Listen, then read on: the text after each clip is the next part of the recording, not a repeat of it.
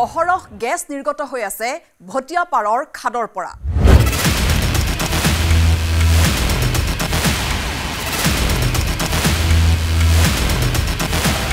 gas নিৰ্বাপনত ইতিমধ্যে দুটাকৈ পৰ্যায়ত চেষ্টা কৰি ব্যৰ্থ হৈছে ONGC কেপিং কৰি চিৰদিনৰ বাবে বন্ধ কৰি দিয়া হ'ব ONGCৰ ভটিয়াপাৰৰ ৰিগ কাইলৈৰ পৰা আৰম্ভ হ'ব কেপিংৰ কাম এই ঘোষণা কৰিলে ৰাজ্যৰ মুখ্যমন্ত্ৰী ডক্টৰ হিমন্ত বিশ্ব শৰ্মাই ONGC আজি ৰাতিপুৱা আমাক জনাইছে যে তেওঁলোকে প্ল্যান A আৰু প্ল্যান B ৰ জৰিয়তে এই গ্যাস ওয়েলটো তেওঁলোকে মেনেজ কৰিব নোৱাৰে আৰু দুইবাৰ চেষ্টা কৰিও তেখেতসকল বিফল হ'ল সেইবাবে এতিয়া ONGCয়ে গোটেই গ্যাস ওয়েলটো বা যেটো ক্ৰুড ওয়েল আছিল বা যাৰ পৰা হাইড্ৰকাৰ্বন ওলাই আছিল সেই গোটেই ওয়েলটো কেপিং কৰাৰ বাবে সিদ্ধান্ত লৈছে ইতিমধ্যে আমেৰিকাৰ পৰা আহিছে বিশেষজ্ঞৰ দল যেহেতু নদীৰ পাৰত এই গ্যাস নিৰ্গমন হৈছে গতিকে যদি কিবা কাৰণত বানপানী আহে তেনেহলে পৰিস্থিতি অধিক ভয়াবহ হ'ব পাৰে বুলিও মুখ্যমন্ত্ৰী গৰাকীয়ে আশংকা ব্যক্ত কৰিছে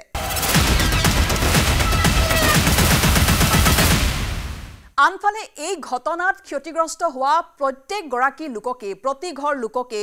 ONGCয়ে ক্ষতিপূৰণ দিব বুলিও মুখ্যমন্ত্ৰী গৰাকীয়ে ঘোষণা কৰিছে কেপিং কৰাত তেওঁলোকক সহায় কৰাৰ বাবে আমেৰিকাৰ পৰাও বিশেষজ্ঞ দল আহি উপস্থিত হৈছে আৰু এই গোটেই কেপিং প্ৰক্ৰিয়াটো অহাকালিৰ পৰা আৰম্ভ হ'ব 9টা দিনে অহৰহ নিৰ্গত হৈছে গেছ প্ৰচণ্ড শব্দ আৰু প্ৰদূষণত ৰিগৰ পৰা মাত্ৰ 100-200 মিটাৰ দূৰত্বত থকা পৰিয়ালসমূহ ক্ৰমান্বয়ে অতিষ্ঠ হৈ পৰিছে গৰু ছাগলী হাঁহ কুকুৰা প্ৰতিপালনৰ বাবে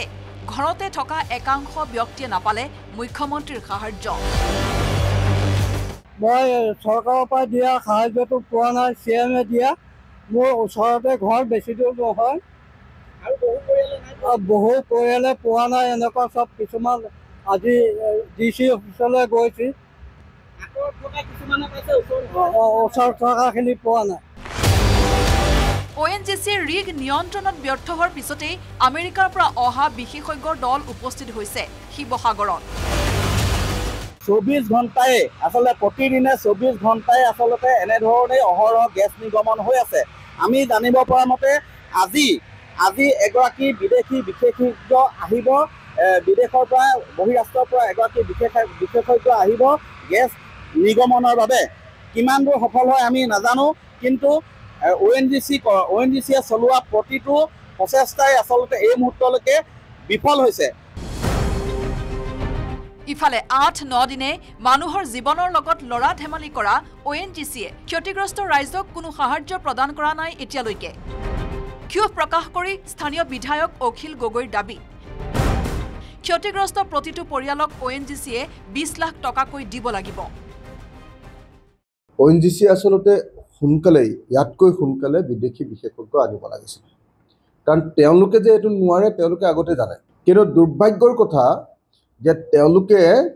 ইমান দিন ধৰি অসমৰ জনগণৰ লগত খেলা কৰি আছে ইমান দিন ধৰি ক্ষতিগ্ৰস্ত হোৱা এই পৰিয়ালবিলাকক ONGCয়ে মিনিমাম 20 লাখ টকা কৈ নিদিব অতি কমেও ক্ষতিপূৰণ হিচাপে 20 লাখ টকা কৈ নিদিব ONGCক এৰি দিয়া নহব